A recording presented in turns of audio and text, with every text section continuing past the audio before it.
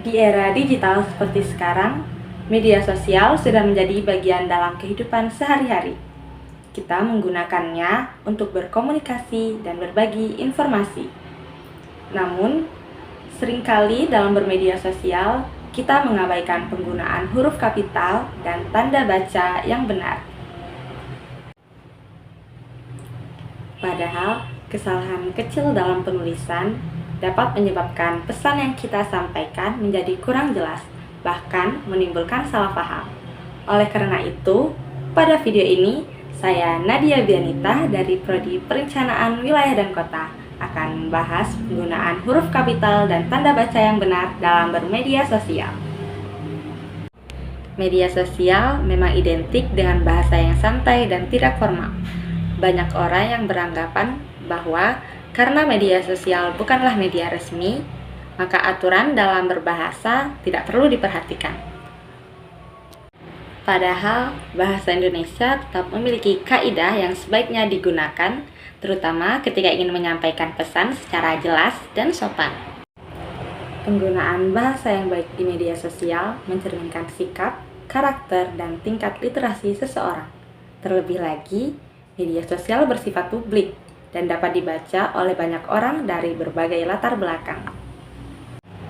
Nah, untuk yang pertama, yang akan saya bahas adalah tentang huruf kapital. Seperti yang kita tahu, huruf kapital adalah huruf besar yang digunakan dalam penulisan bahasa Indonesia dengan kaidah tertentu. Dalam kaidah bahasa, huruf kapital digunakan pada awal kalimat, nama orang, nama tempat, nama lembaga, serta gelar kehormatan. Namun, masih sering ditemukan dalam bermedia sosial dua kesalahan dalam penggunaan huruf kapital.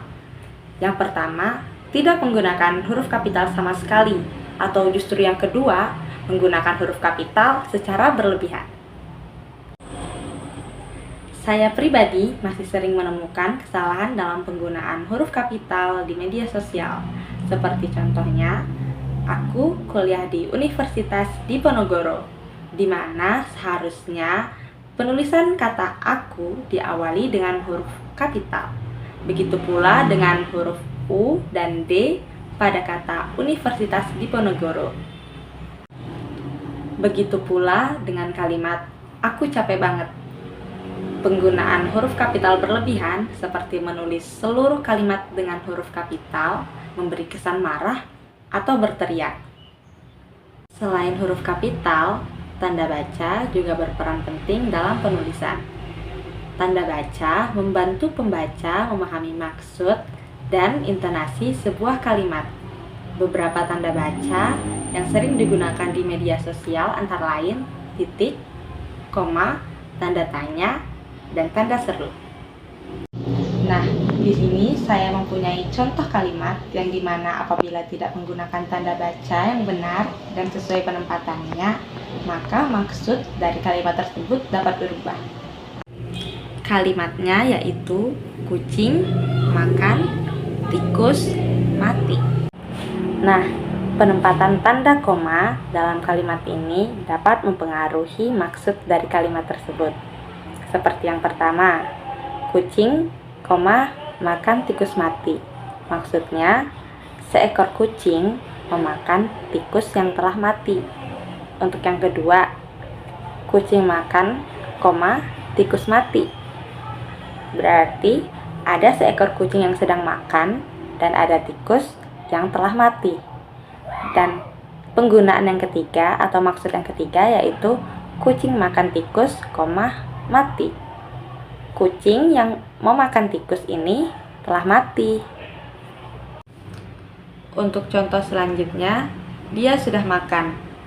Dari kalimat ini kita tidak tahu kalimat itu berupa pertanyaan atau pernyataan, kecuali apabila di belakangnya ada tanda baca yang menjelaskan. Seperti misalnya, apabila ingin membuat suatu pertanyaan, bisa menambah tanda tanya, sehingga kita bisa mengerti dia sudah makan, atau kita bisa menambahkan tanda titik sebagai pernyataan dan menjadi dia sudah makan. Selain penggunaan tanda koma, ada beberapa kesalahan penulisan yang sering ditemukan di media sosial, seperti tidak menggunakan tanda titik di akhir kalimat, kemudian terlalu banyak memakai tanda seru, dan tidak membedakan kalimat tanya dan pernyataan. Oke, selanjutnya tanda seru. Untuk mengetahui maksud atau intonasi, kita bisa melihat dari banyaknya jumlah tanda seru yang dipakai. Misal, satu tanda seru dapat diartikan dengan nada tegas, perintah biasa, dan bersemangat. Contohnya untuk penggunaan satu tanda seru ini, hati-hati di jalan. Lalu, penggunaan dua tanda seru. Penggunaan dua tanda seru ini dapat menjelaskan bahwa kalimat ini lebih emosional atau sangat menekankan. Contohnya, aku lulus. Lalu yang terakhir, penggunaan tiga tanda seru. Dalam penggunaan tiga tanda seru ini menjelaskan kalimat tersebut sangat emosional. Seperti contohnya, jangan ganggu aku. Seperti yang telah saya sampaikan sebelumnya, huruf kapital dan tanda baca yang tepat dapat membuat kalimat yang ingin kita sampaikan terasa lebih jelas dan lebih sopan. Terkait kesopanan ini, kita dapat merealisasikannya saat hendak menghubungi dosen. Saat menghubungi dosen, tentunya kita harus menggunakan bahasa yang lebih sopan dan bukan bahasa santai seperti yang kita gunakan saat menghubungi teman-teman. Seperti contohnya, selamat siang Pak, mohon maaf mengganggu waktunya.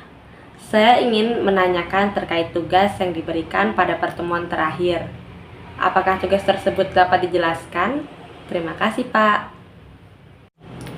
Pada awal kalimat harus diawali dengan huruf kapital, seperti selamat siang Pak. Kata selamat diawali dengan huruf kapital. Kemudian setelah kata siang harus diberikan tanda koma. Lalu Pak diawali dengan kapital, lalu diakhiri dengan tanda titik. Pada contoh tersebut juga terdapat kalimat atau sebuah pertanyaan. Saya ingin menanyakan terkait tugas yang diberikan pada pertemuan terakhir. Apakah tugas tersebut dapat dijelaskan kembali?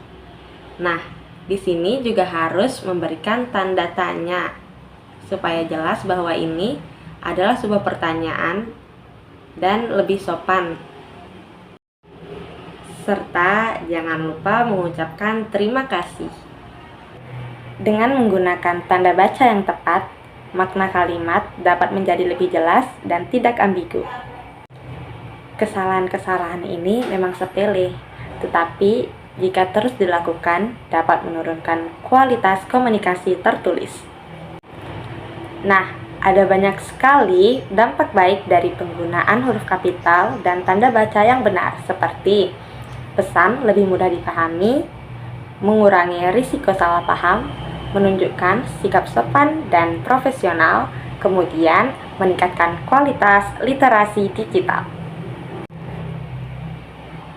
Sebagai penutup, meskipun media sosial bersifat informal, tetapi kita tetap harus memperhatikan penggunaan tanda baca dan huruf kapital.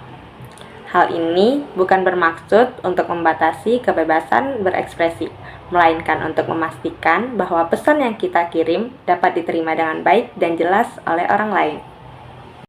Dengan menggunakan bahasa Indonesia yang sesuai kaidah, kita turut menjaga dan menghargai bahasa nasional kita sendiri. Cukup sekian, semoga video ini bermanfaat dan dapat direalisasikan di kehidupan kita sehari-hari. Bye-bye.